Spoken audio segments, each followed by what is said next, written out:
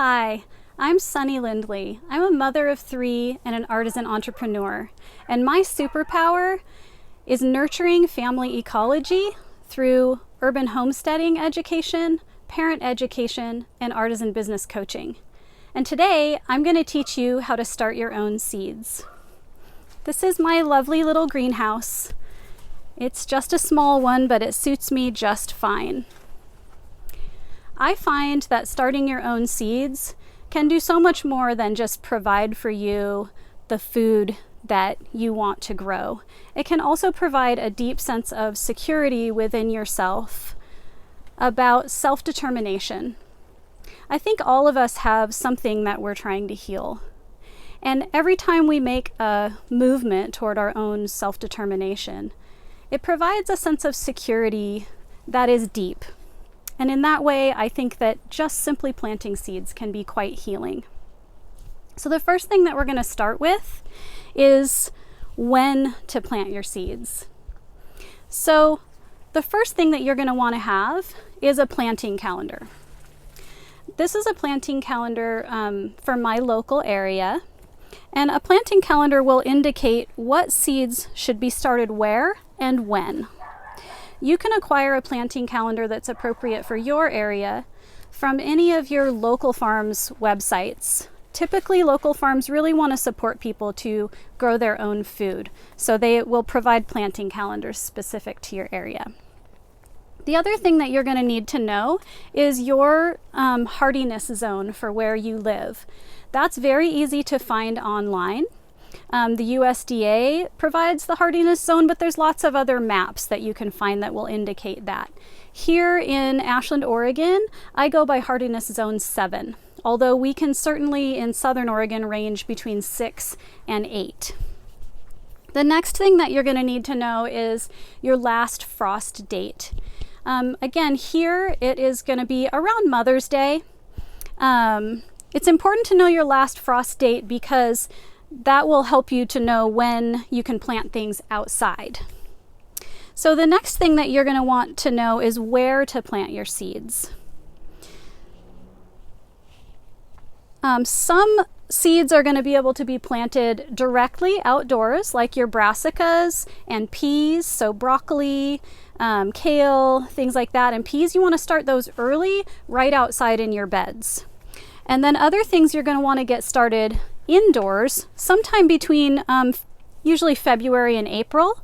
That's going to be most of your other vegetables.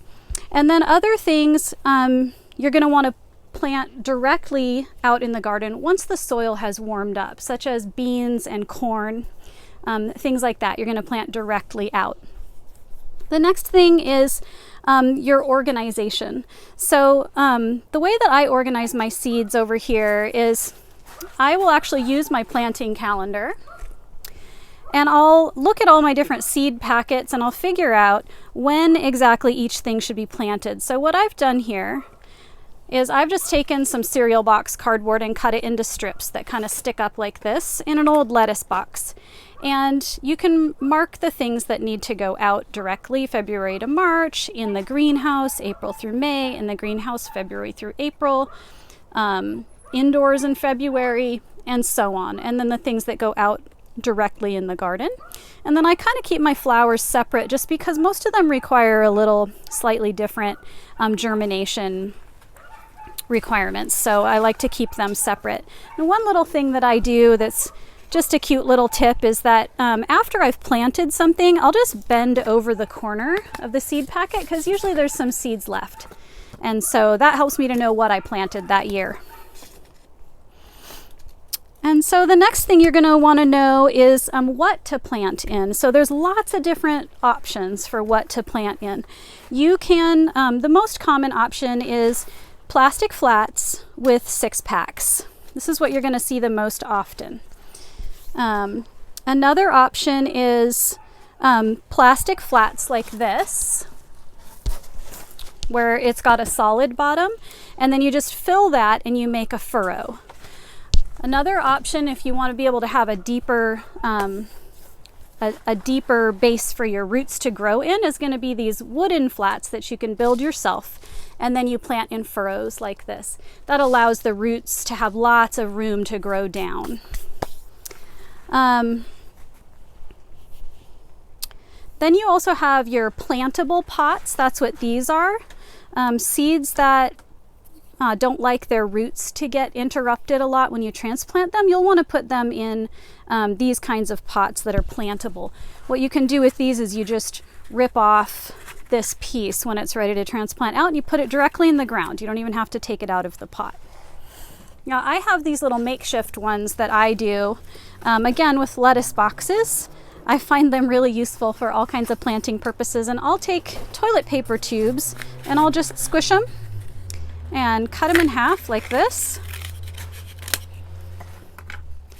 And then I'll line the bottom of one of these plastic tubs. You can see an example of what those look like right here. So see, they're growing in there just fine. And what I love about this particular option is that the toilet paper tubes are plantable directly into the ground. And also this plastic tub, it allows it to keep moist longer. You can see I also have some here that I've put in the tops of egg cartons. That's another really handy way to do it. And then I'd also like to show you how to make your own plantable pots out of just household paper. So it looks like this. And I'll show you really quick how I make that. It's pretty simple. I basically just take a piece of paper like this and a spice jar. And I would typically fold this over about like that. And then I would just rip this part off, like that. Then I would fold that piece in half and put it right in the middle so it reinforces the bottom. Then I would take this, we're going to pretend that this is ripped off. Then I would take this and I just fold up each corner.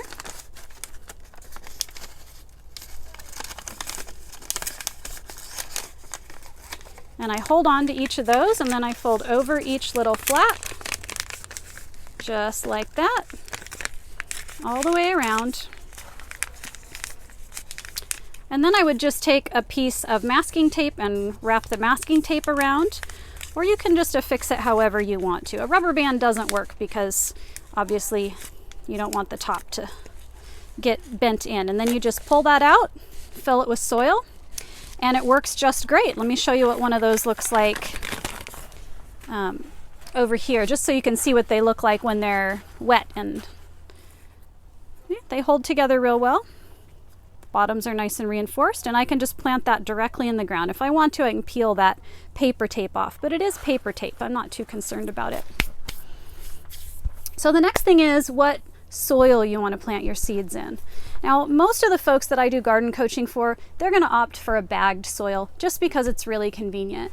What I would encourage you to watch out for if you choose to do a bagged soil is to watch out for chemicals that could be in there. Often they'll have like antifungal chemicals. And if they don't have antifungal chemicals, they often have fungus gnats, which are these really annoying little flies. And every time I get fungus gnats at my place, it usually comes from when I bought bagged soil. So another option, if you want to just make your own soil, is to just go dig some dirt from outside. And if you're gardening at all, you probably have some dirt outside. So what I would do is just take some dirt from outside. And if you're going to buy bagged anything, just buy bagged compost or get some compost from a friend. And then you can just use a sifter. You can sift your compost through something like this. I'll demonstrate what that looks like. You're just going to move this back and forth. See how it's just falling through the bottom there? And that gives you a nice fine soil. Now you probably have something around that is a screen, something like this. If not, you or a friend might have a flat like that. There are all kinds of things that you can sift your soil through. So you can just mix some soil from outside with some compost. And then you can also add to that, so it's 8 parts of sifted soil and or compost, and then 1 part of sand or pumice, some crushed eggshells, and some kelp. And I can show you what some of those things look like as well. So, pull this out, pardon me. So, these are eggshells that I've saved for a long time. And when I want to put those in my soil mix, I'm just crushing them up between my hands. Now, if you want to, you could put these through your sifter too. And then pumice looks like this. It's not the same thing as vermiculite. That's pumice. This is what the bag looks like. And then this is some kelp that I just got from my local Grange. I got a huge bag of it. I just throw a little bit in there. So again, it's 8 parts of soil and or compost, sifted to make it nice and fine, and then 1 part of sand or pumice, 1 part eggshells, and 1 part of kelp. Then you're just going to mix that all together, and you'll get a really fine, nice soil mix, seed starting mix. Now, this one is not quite as moist as I would want it to be. The way that I kind of tell is you squeeze it and it should stick together. So see how that's kind of sticking together, but not that much. I'd make it just a little bit more moist, but in the interest of time, we're just going to move forward. So now that you have your soil figured out, let me show you how to plant. We're going to start by planting in this wooden box, and I'm going to show you how to do a little furrow. So I just take my hand like this and I move along the soil surface and I make a little furrow. I'm only going to plant half of this just to give you a demonstration. Now, as a general rule, you're going to want to plant your seed as deep as the seed is.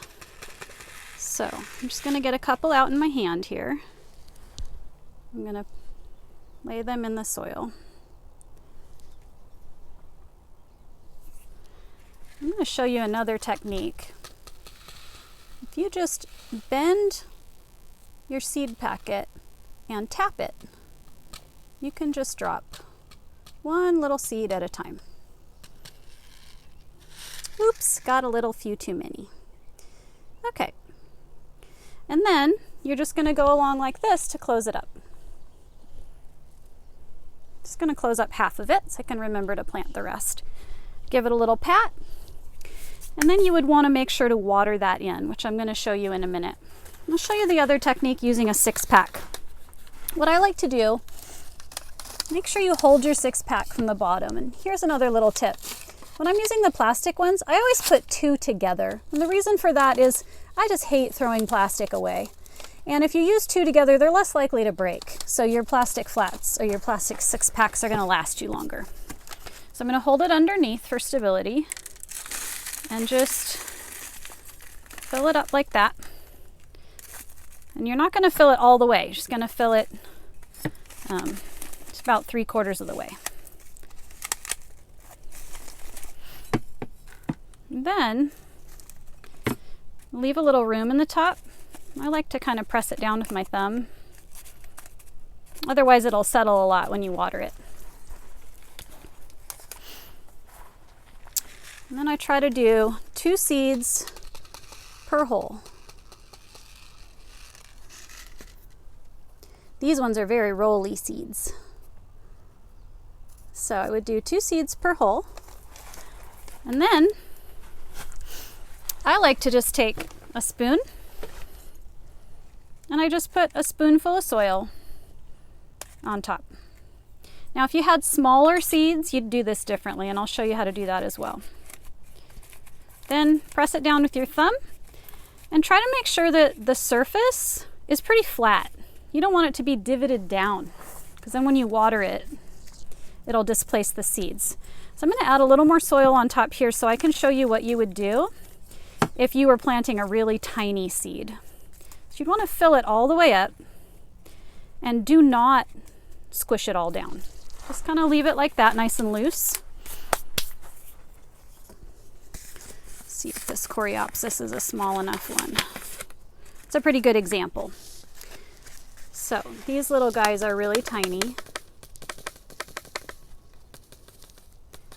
See how small those are? So with these, I would just drop them on the surface of the soil like this. I just licked my finger so it would stick to it. And then I'm just trying to drop it on the surface like that. And then, making sure my hand is kind of dry, then I'm just going to press them into the surface. So with a lot of your really tiny seeds, that's all you have to do is press them into the surface. Okay? Let's see.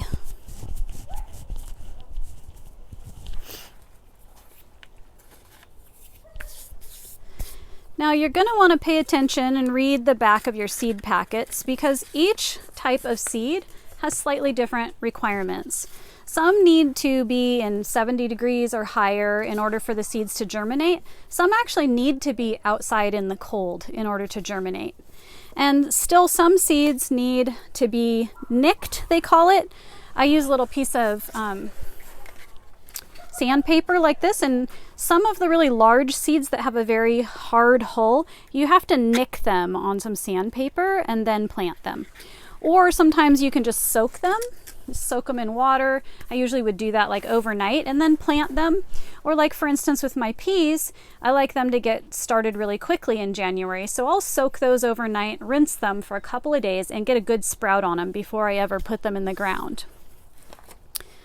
So the next is going to be keeping your seedlings very, very moist. So that can sometimes be a little bit tricky. And one thing I want to warn you against is ever using egg cartons. A lot of people think that planting in egg cartons is a good idea, but it really doesn't work because they just dry out too quickly.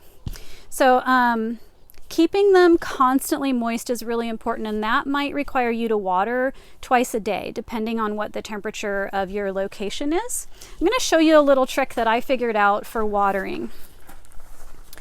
I've taken a plastic bottle and I use a very tiny little drill bit, and I'll take the plastic cap off the bottle and I'll drill about 7 holes in the top plastic cap of the bottle. And let me show you how nicely this waters. This one, see, it does a nice gentle sprinkle that doesn't displace your seeds too much. Now if you have really tiny seeds like the ones that we just pressed into the soil, you might want something that's even more fine. And what I like to use is one of these little tank sprayers. So the way that this one works, you just pump it up, and then you can see this one, it just does a really fine mist. I'll show you over here. See how fine that mist is?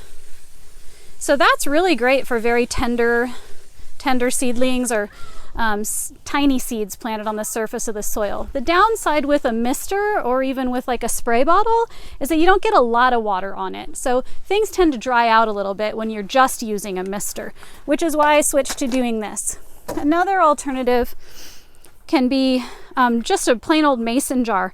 If you drill holes in a metal lid of a mason jar, then you're going to need to put holes in the top to make sure that it can come out. So that's what this one looks like. Again, it's a nice gentle sprinkle. Okay. Let's see what's next. So once your seeds germinate, they can have a tendency to get pretty lanky. If you come over here, you can see some of these, they look a little lanky here. These are actually okay, so are these. These ones are pretty, they're not very strong. So there's 2 things that contribute to how lanky your seeds get. One is going to be heat and one is going to be light.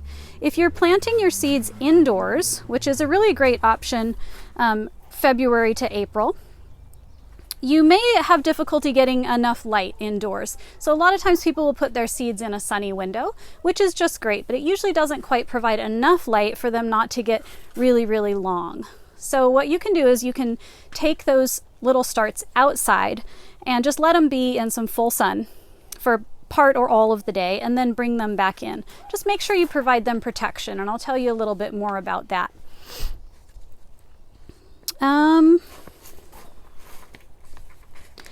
So heat. There's a couple different ways that you can get your soil warm enough to start things early. One of them is a heat mat. Let me lift this up so you can kind of see what that looks like. There might be some ants under here. But that's what my heat mat looks like. It's nice and warm under there. That allows things like tomatoes and peppers to germinate early. I also like to use the heat mat for starting a lot of flowers.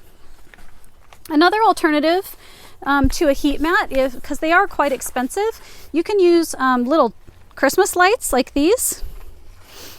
And I just put these underneath a little piece of plastic roofing. And that keeps them warm enough here in the outdoors that they're able to germinate. It also keeps them from freezing on our really, really cold nights.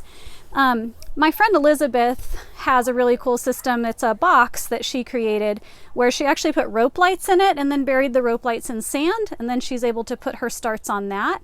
And then it has like a window for the top, and it's all enclosed. That's a really great way to start seeds outdoors if you don't have a greenhouse and you need the soil to be nice and warm. So I think the last thing here is going to be air circulation. So I have a fan in my greenhouse right up above me here, and I usually keep it on a timer so that it's on all day long and then it goes off at night. Air circulation is really important for two reasons. Number one, it helps to kind of regulate the temperature to keep it fairly even. It also helps to prevent problems with fungus. You definitely want things to be able to, be moist, but also be able to kind of dry out just a little bit so that it's not so damp that fungus is growing.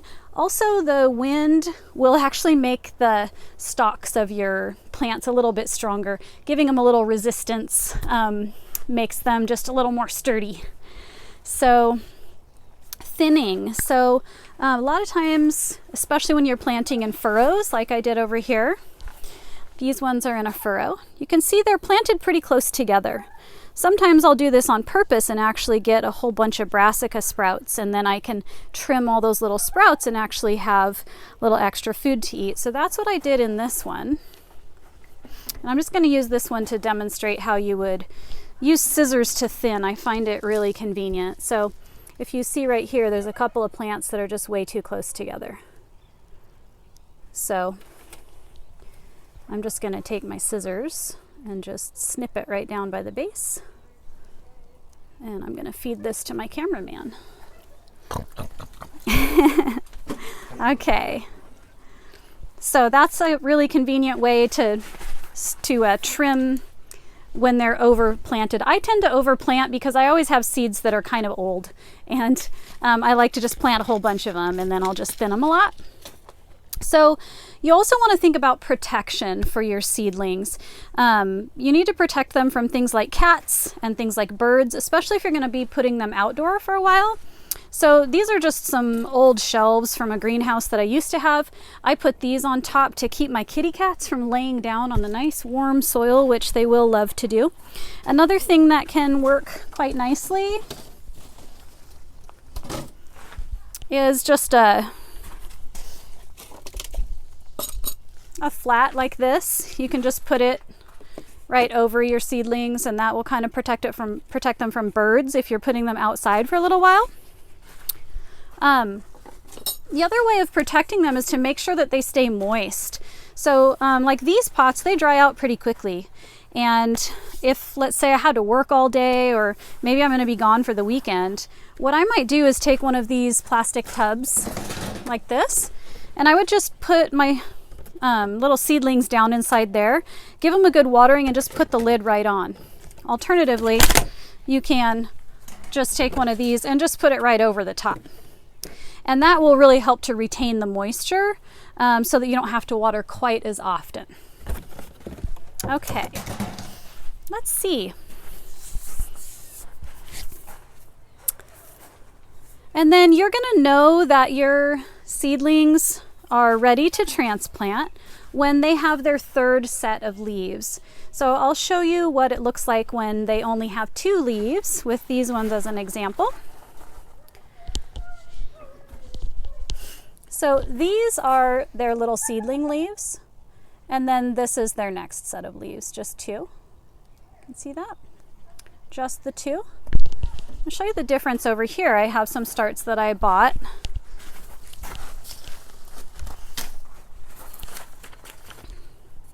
If you look carefully at these, you can see that these are their seedling leaves, that look like that. And then they have two sets, and then they have their third set. So this would be the third set. So these are ready to go out in the garden.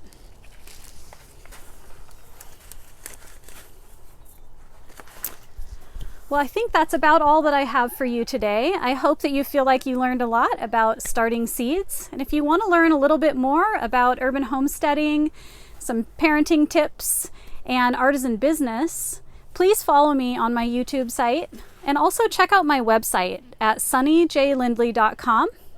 There you can learn a lot more about me. You can learn about my whole story.